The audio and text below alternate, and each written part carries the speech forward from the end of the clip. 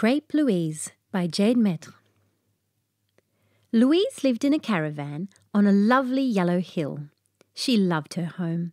In the springtime it smelt like bees, and in the summer you could hear the frogs singing when the sun rose and set.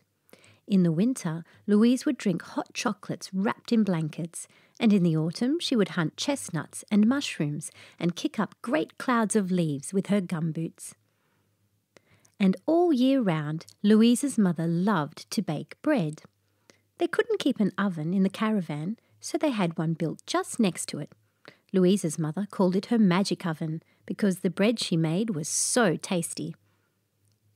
Louise's mother made crusty loaves and baguettes. She measured the ingredients, kneaded the dough, and shaped it into rolls. Louise would watch her and sometimes help, getting her hands all dusty with the flour and smelling the delicious smell when their creations started to cook. One day, Louise's mother went out. "I'm going to buy some butter," she told Louise. "Don't go near the magic oven." Louise thought her mother said this because she might hurt herself on the hot oven or make a mess.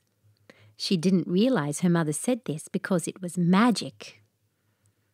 Louise knew she wouldn't touch the hot oven, but she did want to have a look at the latest things her mother had been cooking. So thinking that she would be very good and not touch anything, she snuck into the room and saw the rolls of dough where her mother had begun to prepare them. But Louise could not help herself to see all that delicious dough rolled into balls and ready to cook.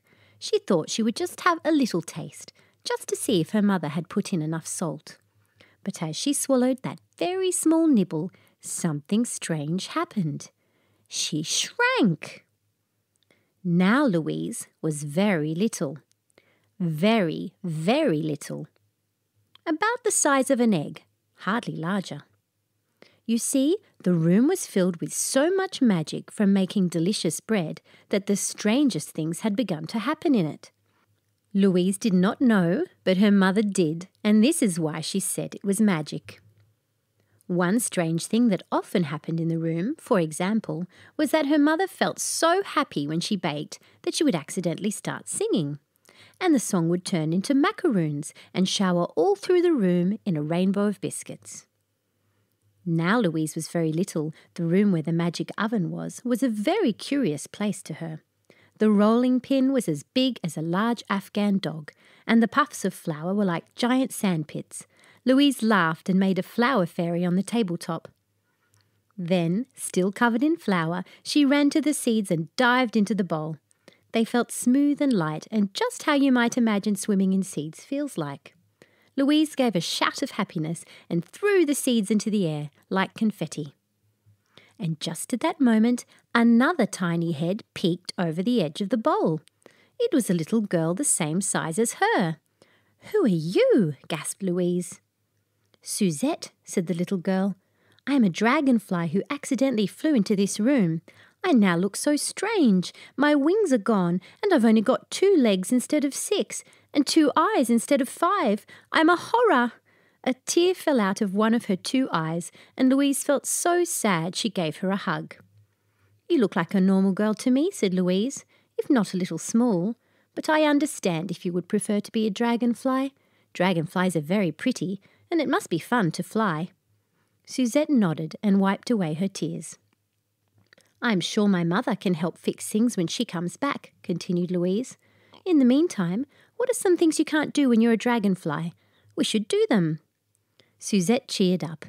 "I've never had a crepe," she told Louise. "I've always wanted to eat one, with chocolate or honey." "Then let's make one," declared Louise. There was a basket of eggs on the table. Louise and Suzette broke 2 of them together into a bowl. They added some flour and a big slippery piece of butter they found in a dish by the window. Then they jumped right in the mixture. They stomped and they slid, arms and legs going everywhere. They were covered in crepe, but it was really fun. Somehow all those ingredients got mixed and they had made a lovely crepe batter. At that moment, Louise's mother came back from the shops. This was a very lucky thing, as it is very dangerous to use an oven when you're a child, particularly when the oven is magic and you are the size of an egg. Louise's mother looked confused to see her magic oven room in such a mess. But then she heard Louise and Suzette's tiny little voices. Little mouths make voices that sound like cricket wings, hardly louder. And then she saw them there in the bowl, absolutely covered in crepe batter. "Louise, what happened?" her mother exclaimed. Louise explained that she had eaten the dough.